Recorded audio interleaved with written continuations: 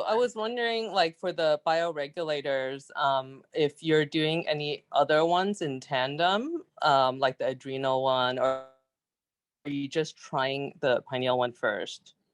I'm doing a lot. Okay.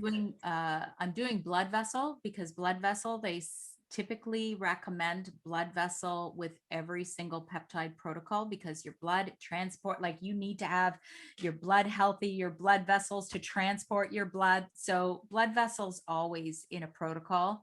I'm taking blood vessel, pineal. I was taking ovary. I just finished yesterday.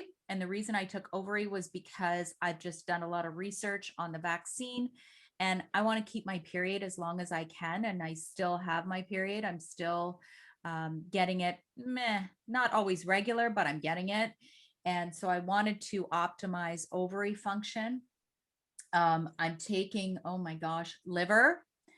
Hang on, I have a list if you really want to know, or you can Okay. get in touch with me, Dee Dee, because honestly, I'm taking a whole slew, and then I'm going to taper off for month 2, 3, 4, 5, and 6 in other areas that I really want to focus on. Thymus is another one that I'm taking as well, just to support the thymus gland and the immune system. So um, we can talk after if you'd Yeah, like. I'd love to hear how that goes. I'm just learning about it, and kind of freaks me out a little bit. I wonder, like even for my, hydrolyzed collagen, I'm like, oh, I have to buy the grass-fed one. Like I have no idea where these animals come from, like what part, like what the source, right? So They're I'm very still a little bit healthy, very okay. healthy.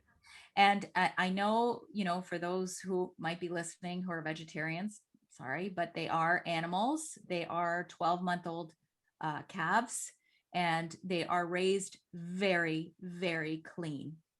Um, I Okay. personally do not put anything in my body that I don't know or trust the source. I mean, so, How you do know, we know it's very Yeah, how clean? do we know? how do we know? You have to trust the source, right? We're talking about these peptides that have been around for over 40 years.